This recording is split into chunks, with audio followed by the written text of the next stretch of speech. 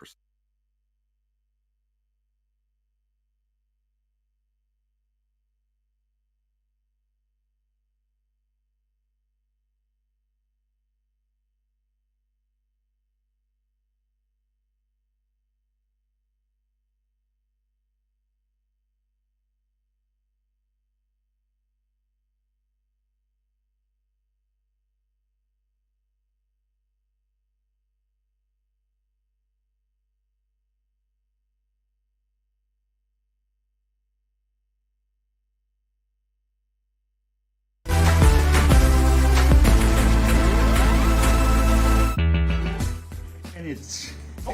Yeah, Josh, 46 and a half. Jalen, you were the trailer with 43.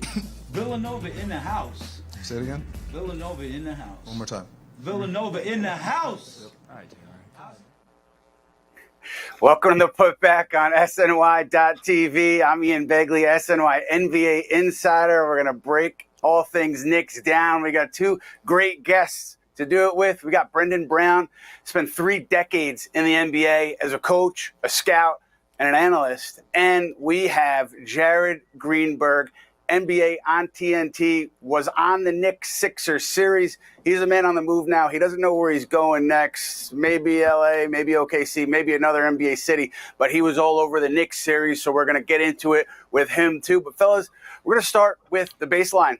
Last night in Philadelphia, the culmination of a fantastic first-round series. These teams were tied in an aggregate score after 293 minutes of basketball over 6 games. They were tied up. Ball goes to Josh Hart, late fourth. He knocks down a three-pointer. Hart shooting 31% from the arc in the regular season, knocks it down. Big-time shot, big-time spot for Josh Hart. Knicks move on to Indiana. Now, Brendan, I'm curious for you, what worked well for the Knicks defensively in this series against Philadelphia? Well, I think the games were so awesome, and part of me wanted it to go to a game 7 just for the theater of how great every single game was. And the games changed around like every 3 or 4 or 5 minutes. Like there would be a new theme in the game. But for the Knicks, their fourth quarter defense in game 1, in game 4 in Philadelphia, that was the really big one. Then game 5, they still had a chance to win, and they had defended really well until that very last stint. You know, what it comes down to is Nick Nurse made some very questionable moves in some of these fourth quarters. And that opened a little window for the Knicks. And they out-execute the Sixers in game 1 in the fourth quarter. Same thing with game 4. The defense is incredible. OG and Achua denying Embiid. And Nick Nurse just kept trying to run offense through Embiid in a lot of these fourth quarters, and that just wasn't the move. So, you know, it's a Tom team. The offensive rebounding obviously is a major math thing as to why the Knicks, won the series. But the fourth quarter defense, just amazing in so many different regards, not allowing the Sixers to even get into the first options of plays. Jared, such a unique vantage point for you, sideline reporting throughout the series. What did you see from both teams, in particular with the Knicks? What did you see from them that allowed them to get over the hump? First of all, you have to address us correctly. You have to say Jersey in the house. Villanova in the house with the Knicks, and now Jersey in the house with these two. Right. Yeah, sure. That's right. Yeah, I love, I love the graphic that you have up there. Ian Eagle said it. By the way, I only work with guys that spell their name I-A-N. I'm not sure who pronounces it correctly, you or Mr. Eagle. But the bird it was he's even said that I pronounce it correctly. He's giving me credit there. Oh, so anyway, gotcha.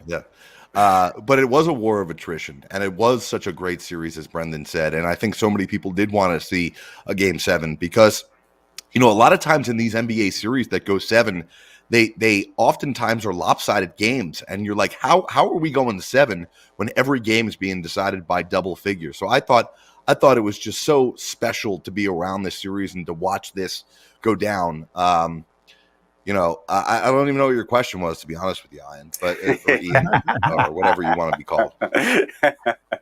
What did you see behind the scenes? Take us a little bit behind the scenes on the Knicks, being around them. What was your impression of the group based on what you saw? I got to be honest.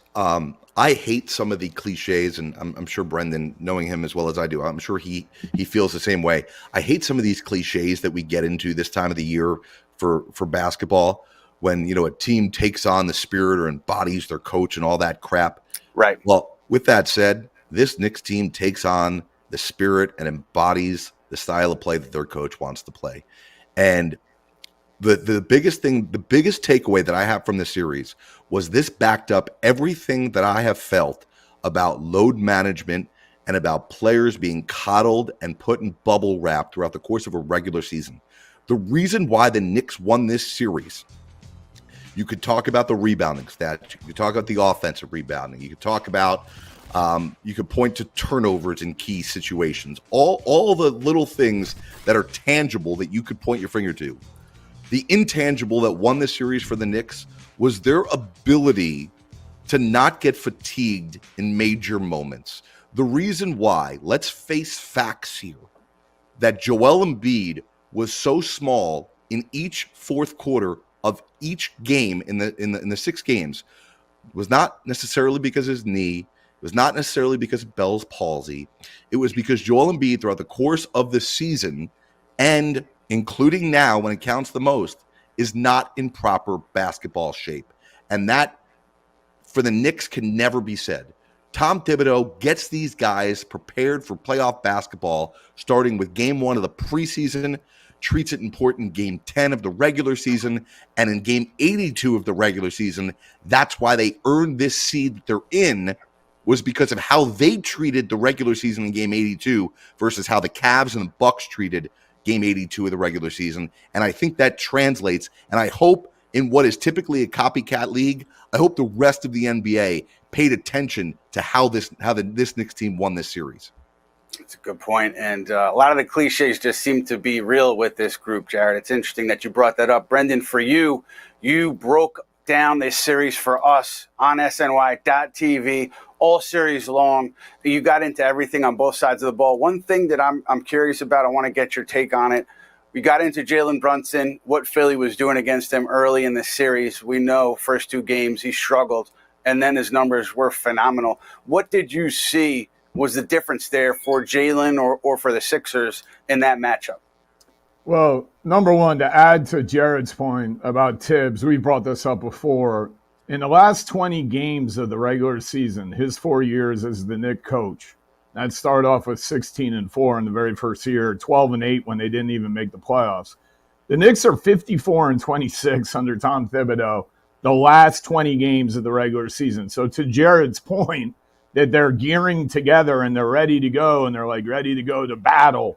Well, yeah, they played a 55-win pace at the end of the season since Tibbs has been the coach. So that's something really major. And you think about all the one-handed Sixer rebounds and the Knicks come up with another offensive rebound. That all counts because you're conditioned to play late in the fourth quarter. You're conditioned to execute, and that's why they won the series. Where Brunson turns it on is in game 3, and the change was I have Oubre Jr. on me. I have Batum on me. They're both very long. And in the first 2 games, he was just trying to get away from them and then try to get an open shot, maybe going laterally or even going backwards. In game 3, he changed his mind. He said, you know what? I'm going 1-2 dribbles anywhere, and I'm shooting the basketball. And then that was more effective to get better shots, to get more open shots. I thought Oubre Jr. just ran out of gas, chasing him around like game by game. His body language wasn't very good. I thought that Batum did a good job on him, even all the way through the series. But, whenever I don't know, Nick Nurse, he's a friend, okay? I have a lot of questions about a lot of different things, but every side 14 that the Knicks ran, they put Harris on Brunson, and he scored like 80% of the time, and the Sixers never adjusted to that. And that was a big deal in game 4 and in a couple other spots. So give Jalen credit. He looked at it. First 2 games, I'm not shooting well. How can I get some better shots? Side 14 is a 1-4 pick and roll in regular parlance. But Brendan, I think what you wrote and what you're talking about here over the course of this series, I think you were spot on with Brunson's adjustments. And Jared, you saw him night in, night out, New York, Philly, bad games, good games, a lot of big shots. When you talked to him and when you were around him, did anything stand out to you when you saw what he did on the court and how he carried himself off the court? There is this, I think we have a lot of guys in the league that play with a chip on their shoulder. I think we have a lot of guys in the league that have immense amount of talent. I don't know that we have as many guys that put it all together and are willing to do it with a team first attitude and be the leader that Jalen Brunson has become. He simply, and again, I think we've got to point out here that Julius Randle was having a remarkable season, and the fact that Randle's not there and Brunson's being able to carry this load. Now, listen, I think there are some shortcomings to this team, and there are some shortcomings to the way Brunson has to play because of the lack of consistent offensive options around him. But the bottom line is, in this series, they needed him to do this over those 4 games. The fact that Ian Eagle said it on the broadcast last night on TNT, and it almost like shocked me, even though I knew it, that Jalen Brunson in the 2024 NBA playoffs is leading all players in points per game. That's a remarkable statement when you think about the guys who started in the playoffs have gotten eliminated, and the guys who are still involved in the NBA playoffs, the Tatums, the Doncic, the Jokic, the Murrays, guys who have, deep playoff runs in their history.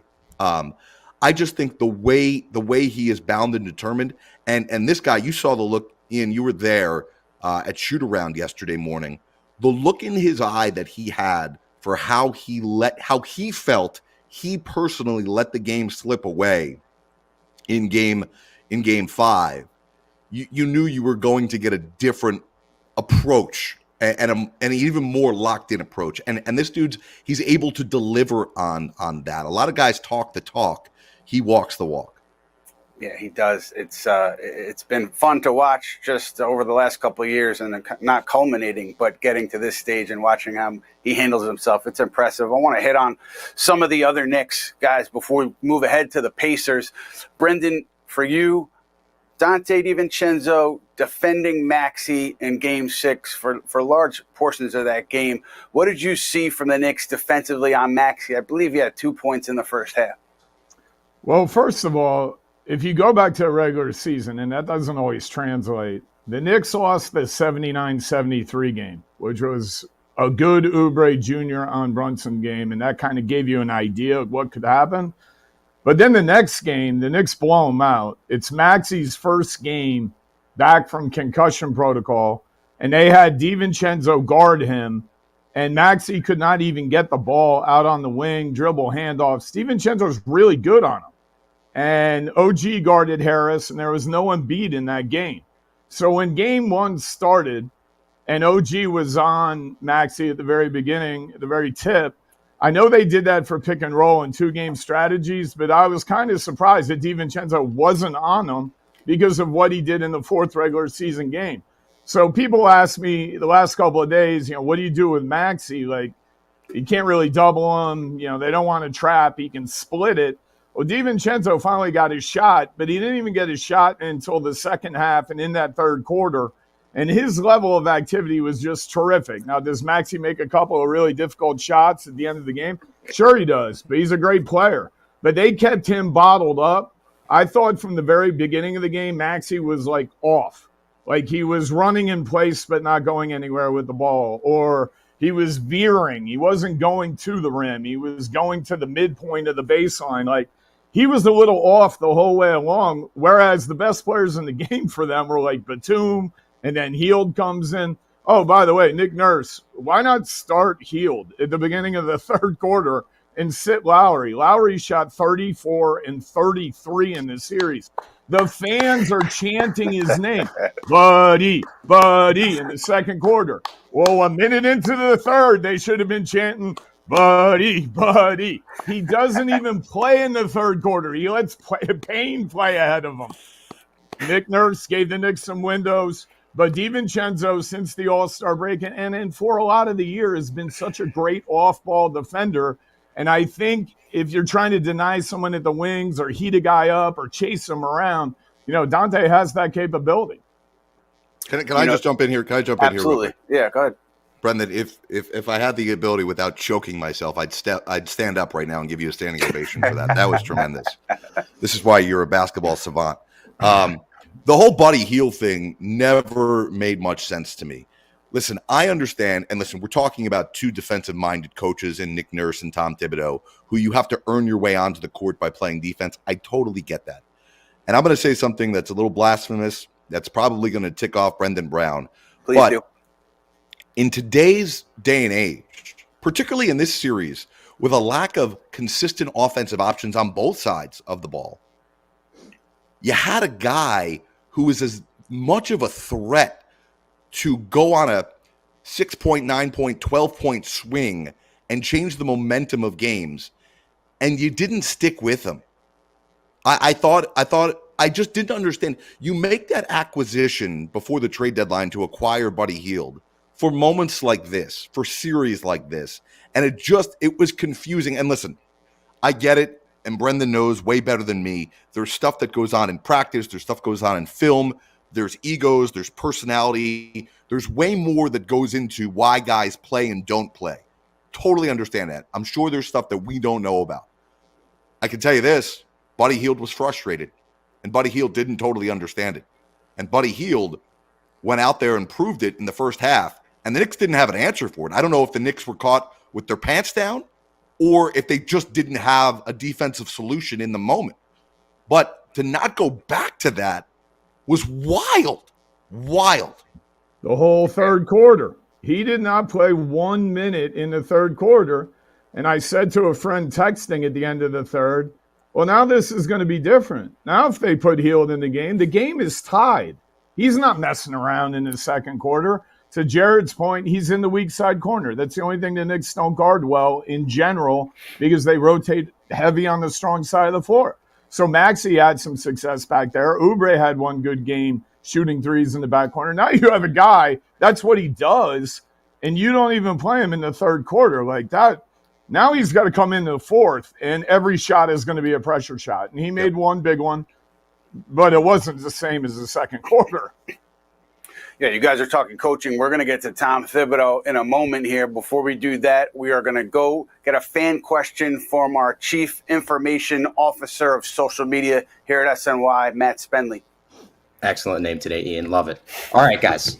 Our guy, M. Rivera, 4396, is asking on YouTube, does Tibbs get Burks and Precious in the rotation next round? So reflecting on how this series went, obviously the Knicks were a little limited because of the Bogdanovich injury. But Ian, what did you think about the job that Tibbs did with the rotation with the options he had? And how do you potentially see the rotation moving forward as the Knicks prepare to face a very different Indiana Pacers team? Yeah, I'm gonna mostly throw that to these guys, but I'll say the rotations in general. I look at it from a bottom line perspective. Maybe that's the wrong way to look at it, but I thought they were very effective, especially Game 6. I thought maybe you go Achua because Embiid was having his way, but Thibodeau stuck with the defenders he had. He had OG on him for a bit there, and they got the win. So I'm not going to question that, but I am curious. Maybe do you open it up next series against Indiana, Brendan Brown? Do you bring Achua in as a regular into your rotation? Do you stick with the number of regulars that you had in this series? What would you do? I just think that this is more of an Achua series than a Mitch series. I did enough games, Miles Turner and Mitchell Robinson. You know, I'm a big Mitch fan, but I did a lot of those games on the radio, and Mitch does not fare well with him. The Knicks struggle with him, pick and pop. Think of the Chicago games late in the regular season. What a problem Vucevic was. And you go to the 82nd game, and when it goes into the overtime, who got subbed in for that defensive assignment? And that was Achua to guard Vucevic in that situation. So I think it's an Achua series. The backup centers for Indiana, they can play two different guys. They're out there at the three-point line. One guy shoots threes, another guy runs the offense and does dribble handoffs. But in this Indiana series, I mean, I don't think Tibbs is going to change a whole lot. Does he want to add an eighth guy in? I mean, who's the eighth guy? And this is where the Fournier $18 million, which was available from the draft on, and how many teams called and wanted that contract, and who was offered to the Knicks with that contract. Because unfortunately, Bogdanovich, who looked like he was starting to get in the groove a little bit more, he's hurt. Burks isn't playing. And if you had just got someone with that Fournier $18 million contract, like Clarkson or someone like that, well, you'd have a great 8-man rotation right now. But you don't. So what do you do? And do they dust off Burks? I'm not 100% sure.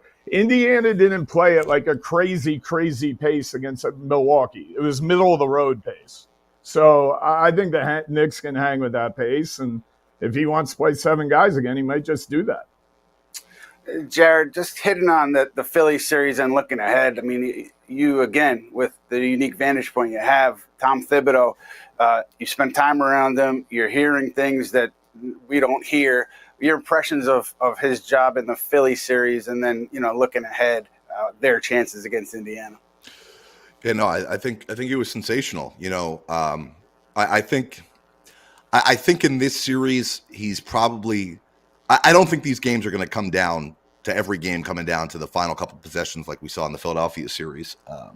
I think the Knicks are a better team, but Indiana is going to give New York problems in a couple of different areas. You know, as Brendan said, maybe the Pacers weren't as fast paced against the Bucks as Indiana was in the regular season, but I think that Rick Carlisle is going to try and change that. Right, like if you're going to play your guys, if you're going to play 3 out of your 5 starters 43 plus minutes a night, Rick Carlisle is going to try and make you pay for that. And the second part of it is the Pacers are so much longer than Philadelphia was, right? And the amount of bodies that they can throw out there on that front line, as you said, Brendan, with Jalen Smith, with Isaiah Jackson coming off the bench potentially, on top of the fact that you have Toppin and Siakam and Miles Turner, like these guys are much bigger, much more athletic than Philadelphia was. So I think this is a great Achua series. I don't see Alec Burks playing much of a role at all. I think Deuce McBride has locked up that guard off the bench spot for Tibbs, and I think Tibbs has done a great job managing it. But this is going to be a much different series against Indiana than it was against Philadelphia. We didn't get a chance to ask the players a lot about the Pacers because we were focused on just what had happened before and closing down Philadelphia. But actually, Josh Hart had shared some of his thoughts on Indiana earlier in a podcast this year. So we're going to take a listen to that.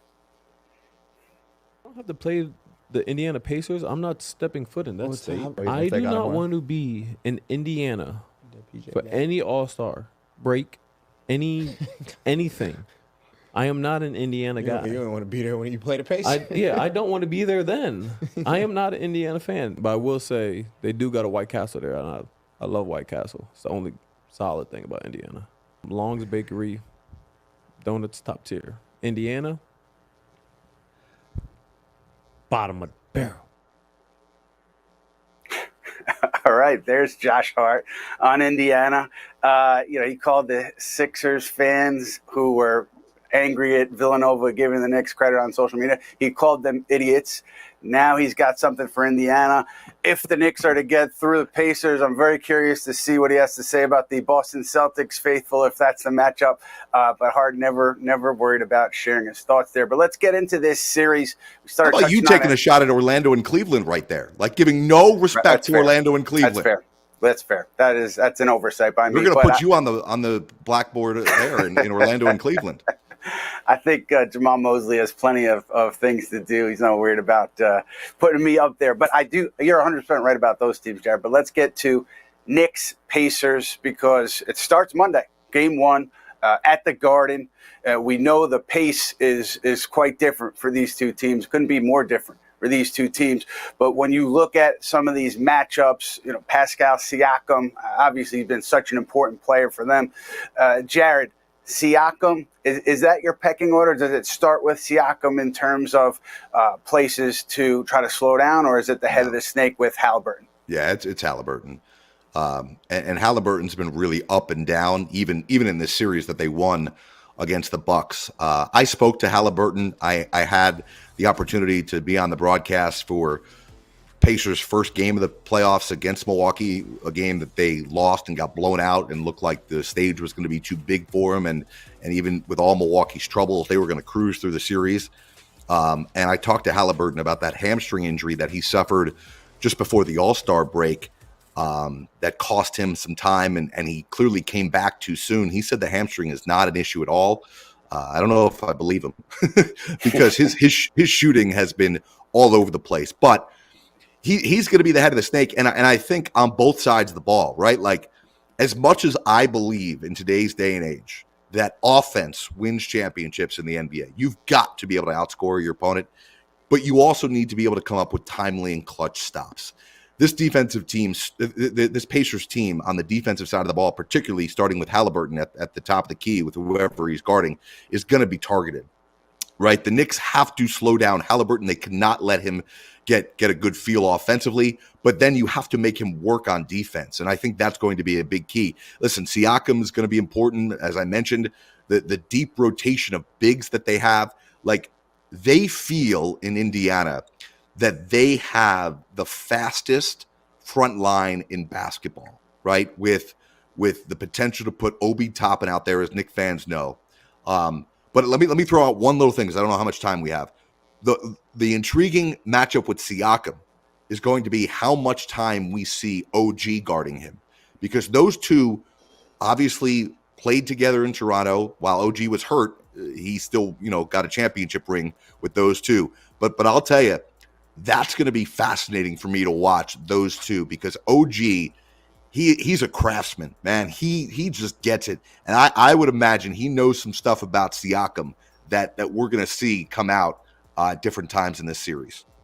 Yeah, I'm looking forward to that one too. Brendan, I need your thoughts. We're going to wrap soon, but I need your thoughts on if you're approaching Haliburton 1 and then Siakam 2, how do you defend them if you're the Knicks? What do you think?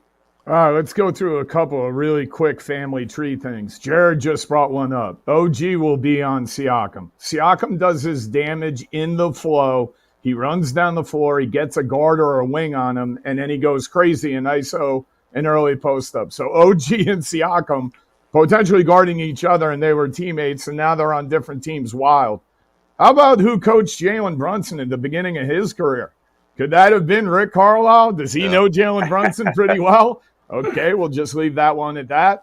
But when you get to the matchups and how do you guard Indiana? How do you guard the pace as a five-man team? Now you get in individual matchups. I think you can go DiVincenzo or Hart on Haliburton, depending on how you want to look at it. Right now, Haliburton is not making threes. Can you go under and pick and rolls? Whatever. They have a good matchup on him. OG is a good matchup for Siakam. He knows him upside down.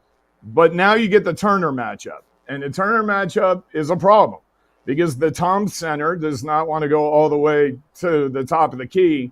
You say, well, just play off him. Let him shoot. He's coming off a ridiculously good series as an offensive player.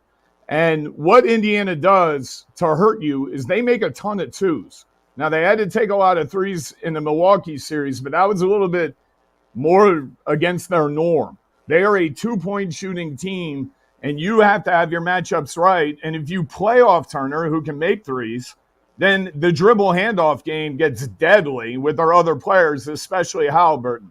The good news is Nesmith is their fifth offensive player in the lineup, and he has struggled in the playoffs. So if Brunson has a shift over to them, he's probably going to be in that weak side corner. If he plays like Tobias Harris did, Knicks could be okay guarding the weak side corner.